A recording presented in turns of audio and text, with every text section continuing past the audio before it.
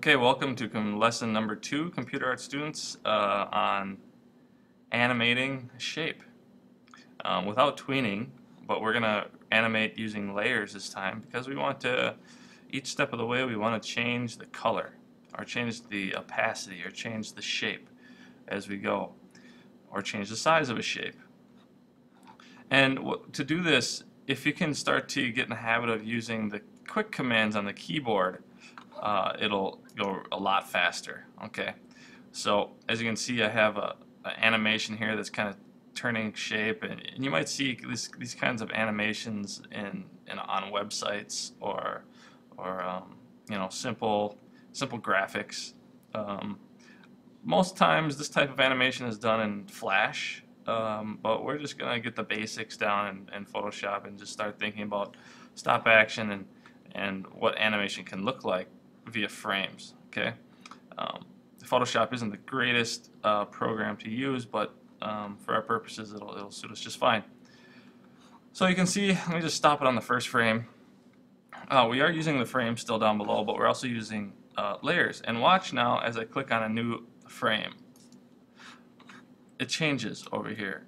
Notice the eye is now open only on this frame, on shape 1 copy. If we click on the third frame, it's the third layer up. Okay, so how this works is on each frame, it'll read the layer that you have open on it.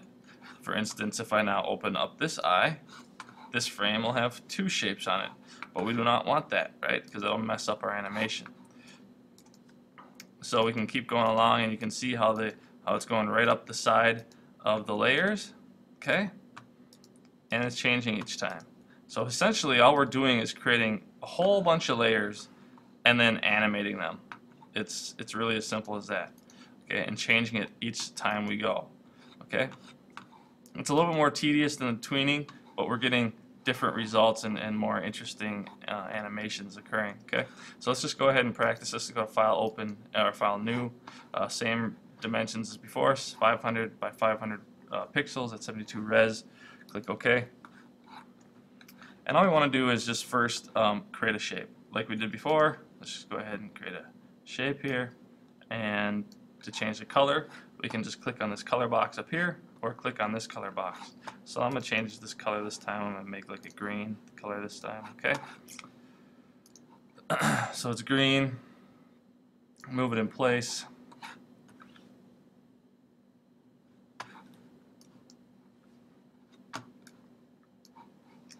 You can, I mean, it is there. The shape is there. You just can't see it because it's behind that little 1, but it's there. So let's create a new layer, or we can duplicate this layer. If we can drag it down to the copy paper here, or just right-click and say duplicate layer if you're on a PC. So now what we can do is slightly move it slightly. Let's click on the color and let's bring it over a tad. And just change the color lightly. We're just going to lighten it up. And you know what? I'm going to actually increase the size slightly also. So what I want you to do is each step of the way, change the color and the size just ever so slightly. Alright? And then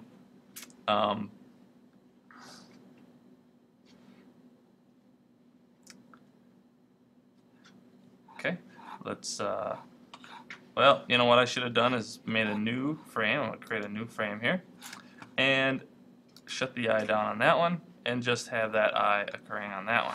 Okay, so now I have 2 frames here. On my first frame I want to close the eye down on that one. Okay, so there it's there. Here, there we go. Okay, so you can see how it's going to move. Alright.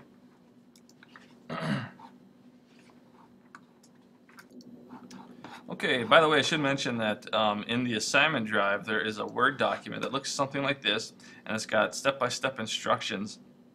It's called Animation Assignment in the number 3 folder.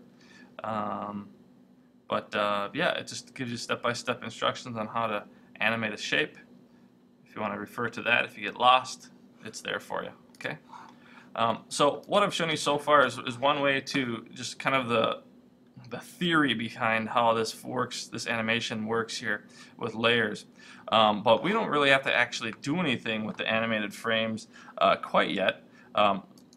So I'm just going to go ahead and real quick delete that one and even just close this down. I don't need to even see that yet.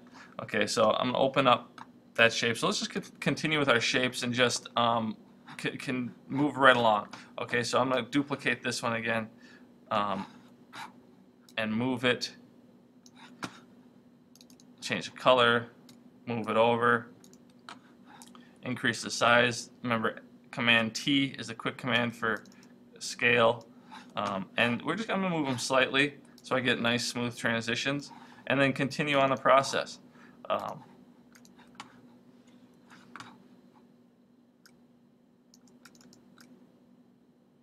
then move it. You could right click and duplicate layer.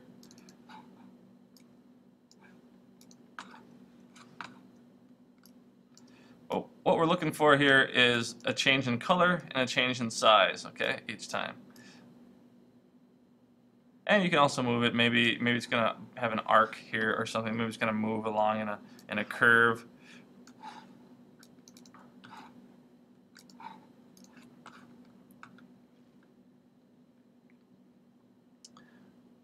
Okay.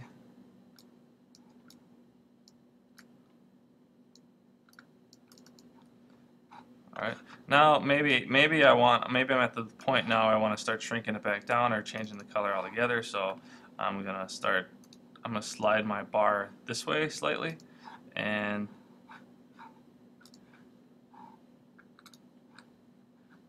start changing the color a little bit, and then I'm gonna start shrinking it down.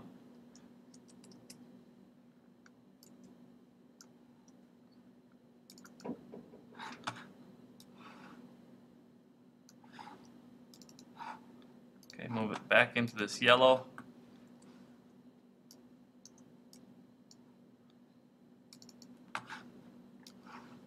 And these might be gradual, too gradual movements, but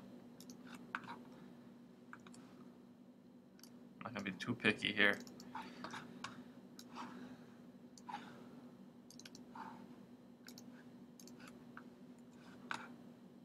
Or too drastic of movements, I should say. Okay, so now I'm gonna bring it into and move it slightly. I'm not gonna change the size too much. Maybe I'll increase the size again, start making it bigger.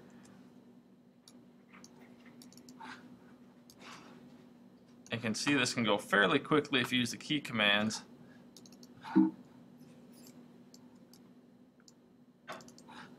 I didn't change the color of that one. Okay. So let's just keep going. But now what I'm going to do is now start messing around with liquefy. Alright.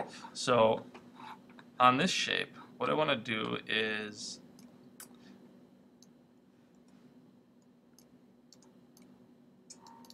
on this shape now, once I want to start altering the shape of this using liquefy, I would like to rasterize this. I need to go to layer, rasterize the shape. So now it's an object layer. Okay, so now what I can do is come up to filter, and I can go to liquefy, and I can just give it a little twist if I want. I can use the move tool, or I can we played with this a little bit, forward warp, reconstruct tool, the twirl. I'm gonna twirl it a little bit and just alter the shape. Okay, that might be too much, but each step we're gonna do that to our new shape. Okay. So I'm going to duplicate this. Now we can't change the color very easily now, but we could by holding down the command key, clicking on the thumbnail, and then filling it with a different color. Fill, go to fill, and then color, go back down to here, change the color ever so slightly, and then we could increase the size if we wanted to, again, and then liquefy again. Liquefy.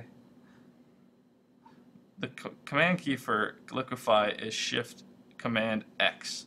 on the keyboard. So I'm going to bend it just slightly again, and there you go. I'm going to keep going. I'm not going to play around with the size too much anymore just because it can get really tedious and things like that. So Shift Apple X brings me over to liquefy, warp it some more. So just start changing the shape. You can start twisting it too if you want. Give it a little twist. It's kind of nice. But as you can see, if you keep going with this process, you're eventually going to come up with something like this. But I'm jumping the gun a little bit again. Okay, so once you have all your layers worked out and you have some layers working, try to get at least 20. I think I'm up to, what, 14 now? Try to get at least 20 in your animation. When you're ready to animate, the next step is to go to Window, open up your animation down here. Right now you can see all the layers in your first frame. That's no good, right? So what we have to do is go to this drop-down menu and make frame from layers. Make frames from layers. Okay, so what it did is it put it, the first frame is just blank. If you wanted to, you could click on the second frame and hold down Shift, click on the 16th frame, open up the eye, and that'll put the background on all your layers. So there it goes, it's moving, there's the animation. The animation's somewhat quick because it's at 0 seconds.